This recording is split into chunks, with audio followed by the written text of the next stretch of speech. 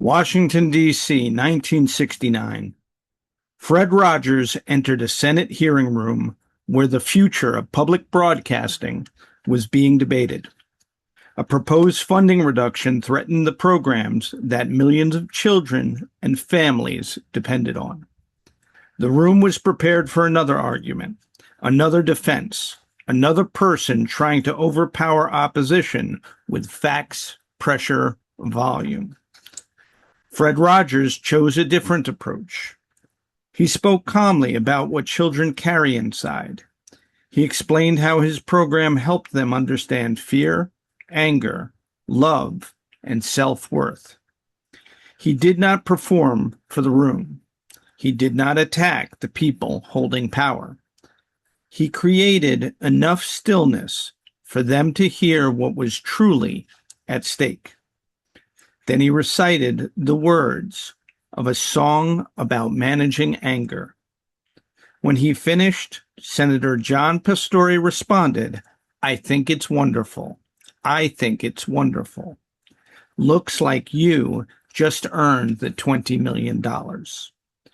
Fred Rogers did not win that moment by becoming louder than the noise.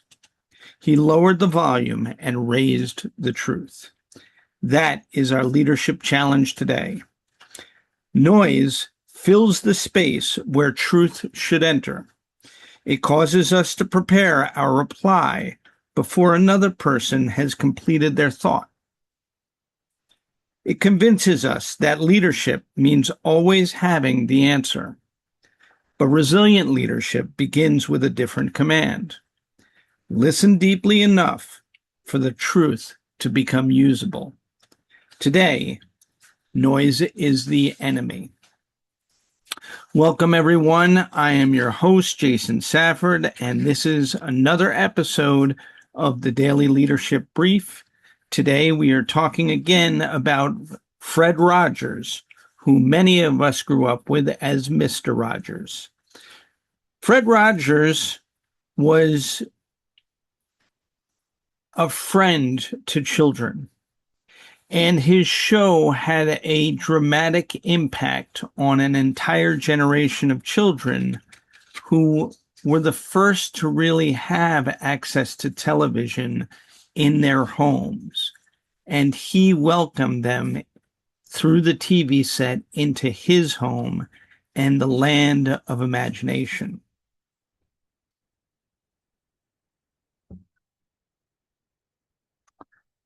The challenge that Fred Rogers faced was that the organization that funded his program, PBS, the Public Broadcasting System, was at risk of losing their $20 million budget. And Fred Rogers only had a few minutes to communicate why the full $20 million authorization mattered. The real issue was not simply a budget, it was whether children would retain a trusted place to understand their emotions and worth. Understand the pressure that Fred Rogers was facing in that Senate subcommittee hearing.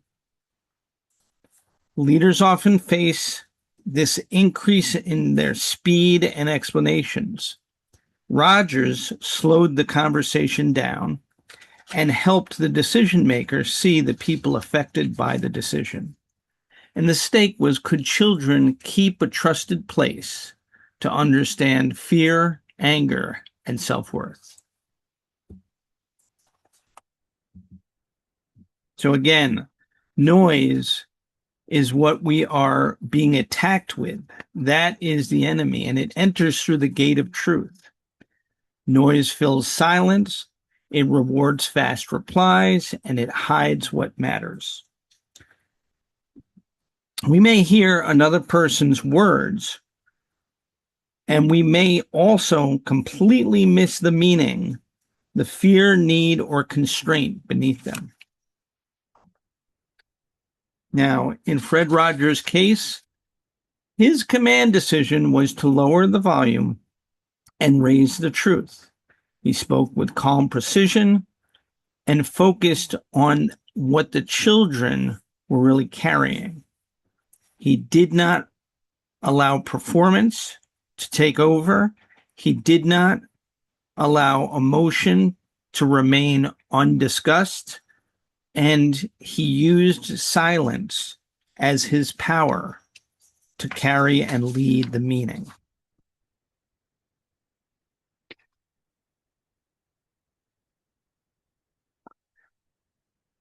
Thinking about the type of person that Mr. Rogers was for children, what he taught all of us was that deep listening makes another person feel safe and safe enough to reveal what really matters. And you can learn more about Fred Rogers in the book Win Your Day. He is chapter 10. Now, stillness is something that we discussed yesterday in terms of state with Phil Jackson. But in this case, we're also using it with Fred Rogers because he used stillness to protect the quality of his decision and for the decision by the Senate subcommittee. So yesterday, in that lesson, we learned that with stillness, the installation is to pause, breathe, name the signal, identify the principle, and then choose a response. Based on that practice yesterday, the question is, what evidence proved that your state protected trust? Now, today's question is, what truth cannot enter while you are preparing your reply? Understand that words are not the same as meaning. When you are hearing, you are simply collecting the words in your brain. When you are listening, you are receiving the meaning from those words. You're not being asked to record what was said. As a leader, your goal is to understand the meaning and what allows you to make the right decision now. The cost involved with noise is that it weakens trust and revenue. You're reacting. Your answers are basically reactions to the question, not understanding the meaning underneath and what the implication is. The relationship is not authentic. And the institution gets modeled by other people in a false way because their false assumptions enter into their decisions, handoffs, and forecasts. So the master key to preventing noise from being the enemy is to create enough safety for truth to become usable. Instead of using I must have the answer, focus on I must receive the truth. Now, in today's operating algorithm, we're looking at the human decision coherence flow. It begins with connection, and you use context to develop the truth, find alignment, and that allows you to reach commitment together. And the algorithm in action is discovery before framing protects the decision. So when you think about this in terms of your interactions with a client or a prospect, and it comes to the objection handling because they say we need to think about it, the immediate reaction is to defend the value or add pressure. Instead, agree with them. You do need to think about it. Reconnect and ask what remains unsolved. Wait and reflect the meaning back to them. Allow them to find the truth. And with that, the relationship builds.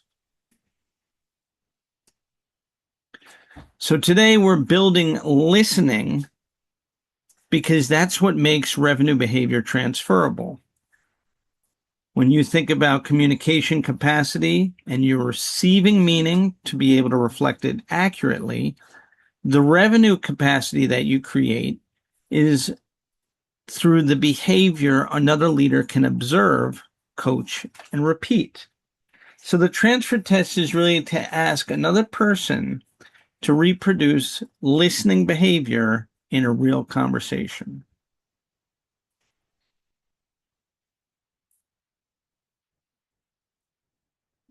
In terms of an executive framework, we've created the 5 ICP questions, and these are all set up to locate the truth. So the problem is what must change. The authority is who can decide. The capacity is can they act. Champion, who will carry it. And the fit is should we proceed. So when you're working with a prospect or an existing client on their problem, it's asking them what must change. Allow them to be in charge, to determine who can decide, to determine the capacity of how can they act. And then championing it is how will it carry forward to share the results. And that will allow the right fit to proceed.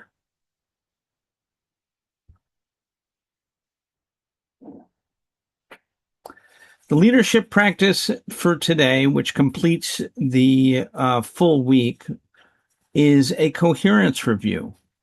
I want you to choose what mattered, see what did reality really reveal, align with what required clarity, and then embody what did my actions create. Reflect on your week, reflect on where you are, and seek to find coherence in your actions, thoughts, and behaviors for this week. And before today ends, I want you to document one truth that noise would have hidden. Again, as always, we're trying to find evidence through these challenges. By producing proof, you're able to strengthen another person. So when you document one customer, a teammate, or a partner that you work with on that noise and learning how rushing would have, hidden things, but you take time to really ask the question, complete the answer, and change the next step, you'll then be able to contribute to another person whose reality is now understood. Okay, as always, we have one word intention for the day. My word today is listen. And I want you to recite, I am a leader who earns truth through attention. Pick your word, write it down, share it with your colleagues, coworkers, friends, post it on social media, and embody. Say it aloud, and then prove it. When we look back on the week, we had command, mission, order, stillness, and listen. A leader who commands the day can begin to command the conditions that produce trustworthy revenue. Practice your command, work on your reflection, and find accountability with other resilience members. Join the Resilience Universe. If you have not, it's free. I encourage you to become a member of the Resilience Universe and help us build this ecosystem. Next week, we're going to be focused on can your performance survive repetition without consuming you? We can get lost in the repetitions. As always, I want you to go out there and win your day. I'm Jason Safford, and I hope you have a wonderful weekend.